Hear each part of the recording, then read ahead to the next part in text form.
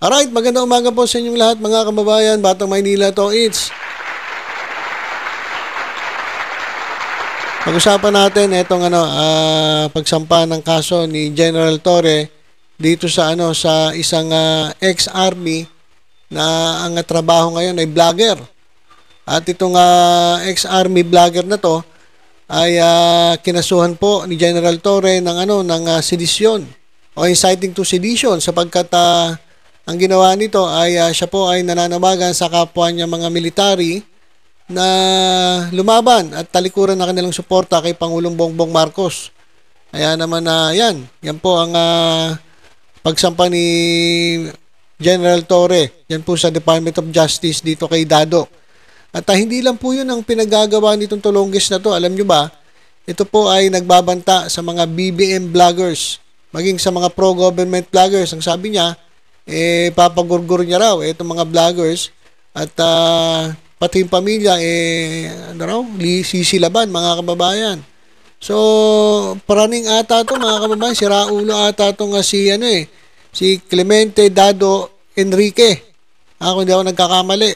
So ito, pakinggan natin yung pahayag ni General Torre kasi merong binulgar si General Torre tungkol dito kay Dado.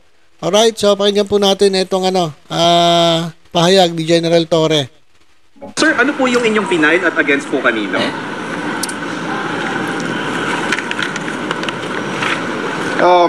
Today I filed a case of inciting to sedition in relation to the cybercrime law. Okay, versus kanino po? Versus kay Clemente Enrique alias Captain Dado, more popularly known as Captain Dado. Specifically, ano po yung mga nagawa po niya para sa kasong ito? Actually, marami. Kaya nandito sa complaint affidavit ko, napakaraming instance na calling for sedition against the government.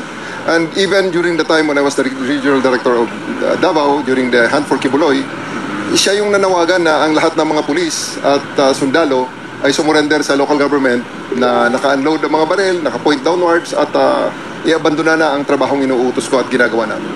Okay, so sigurado ako, etong si Dado ay kampon ni Kibuloy. Siyempre, kapag kampon ka ni Kibuloy, sigurado kampon ka rin ng mga Duterte.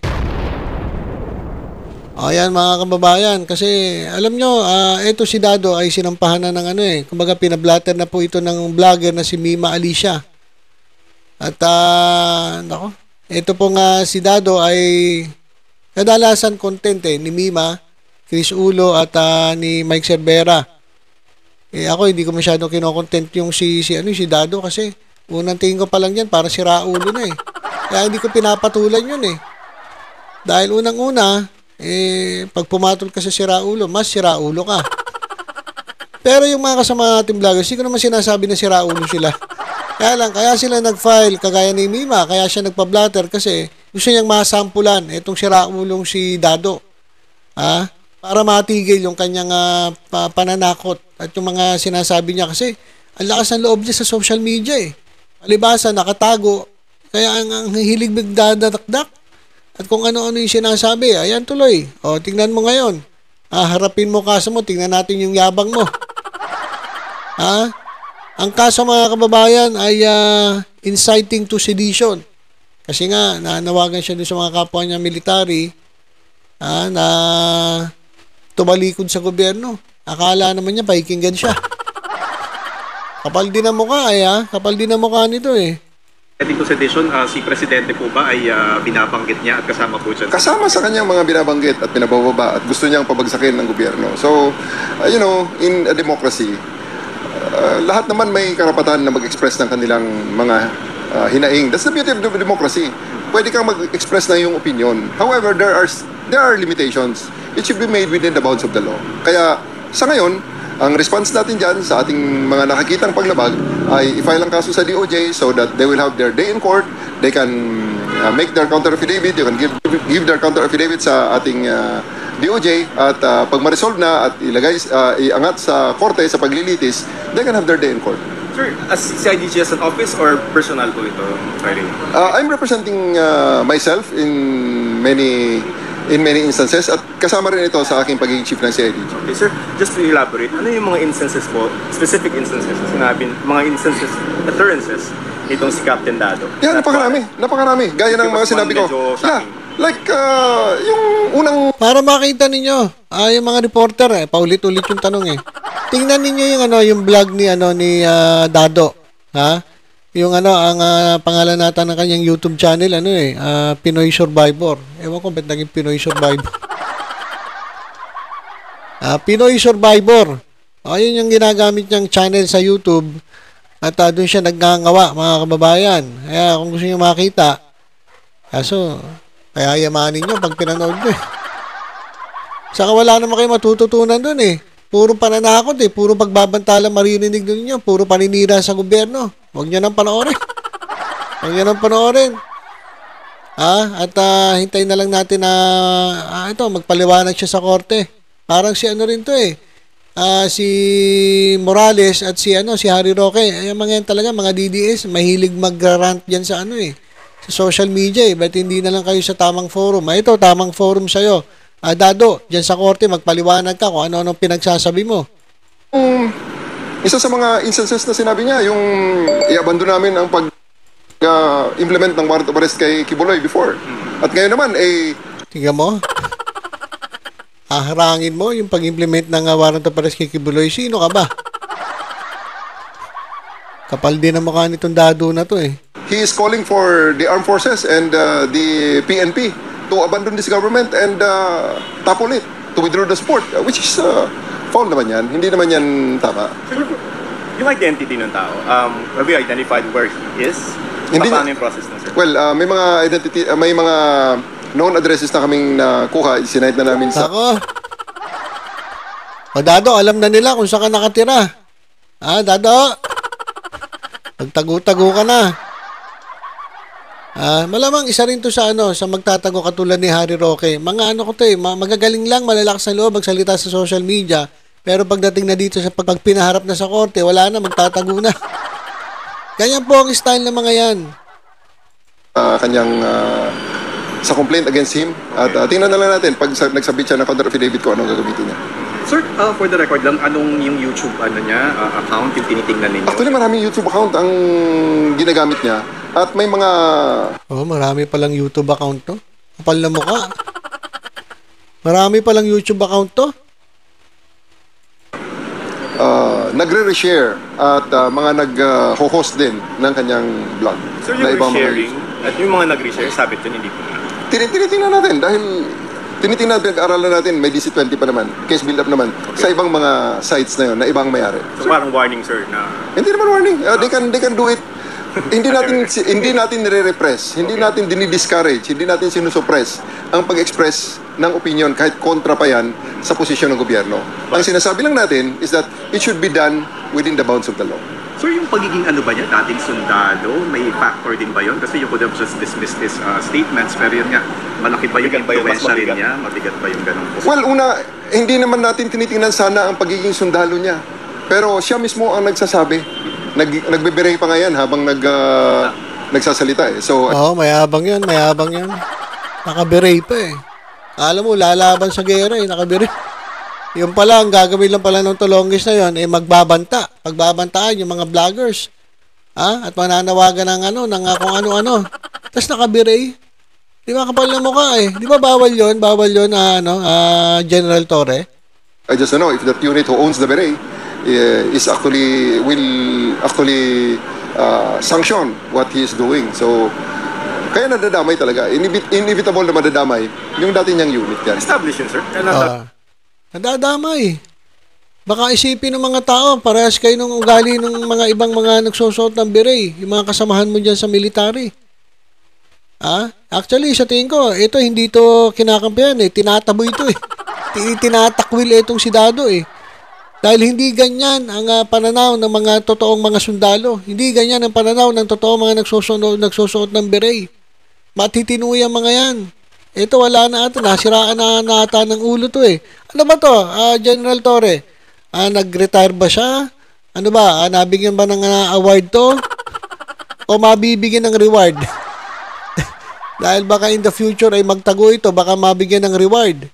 Ano ba status na ito dyan sa Army? Talagang sandalo pa. Yeah, dating sundalo. And sinasabi niya na retired siya, although na-find out natin na nag-resign. Oh. Napakayabang mo. Hindi ka pala nag-retire, hindi ka pala retired Army, hindi ka retired military, nag-resign ka. Na-find out nila nag-resign. Ba't nag-resign? Siguro marami ng kaaway. Parang si Morales naman tinanggal kasi kahit yung kanya mga hepe, yung mga mas matataas sa kanya, binabanatan. Ngayon, etong si Dado, ganun din ang style, mga kababayan, style DDS nga. Ganun ang style, mga kababayan, ang ginagawa. Siguro binabanatan yung kanilang hepe at talaga maraming kaaway dyan sa military kaya nag-resign. Hindi ka naman basta-basta mag-resign kung walang dahilan eh. Ano dahilan nito ni Dado? Ba't nag-resign? Diba? So, yabang-yabang mo, kala mo kung sino ka, may sinasabi ka pa retire. Mismo si General Torre nagsabi, nagbulgar. Na ikaw ay nag-resign. Ba't ba nag-resign, General Torre? Maaga, sir, ano? Mga ilang gano'ng katagal? Kapitan lang naman ang inabot niya na ranggo eh. Hanggang kapitan lang. Hindi tumaas. Pakayabang kasi.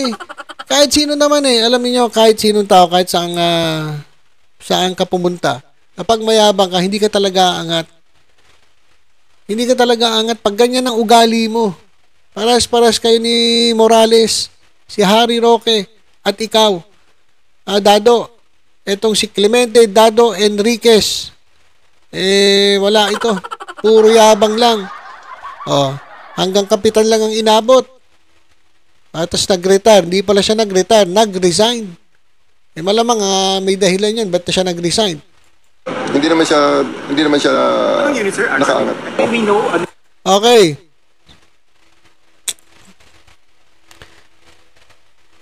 Okay, so yan po yung ibinulgar ni General Torre. Kay General Torre, nami-miss na kita. Congratulations, idol ko to, mga kababayan. Bakit? Maliban sa pogi.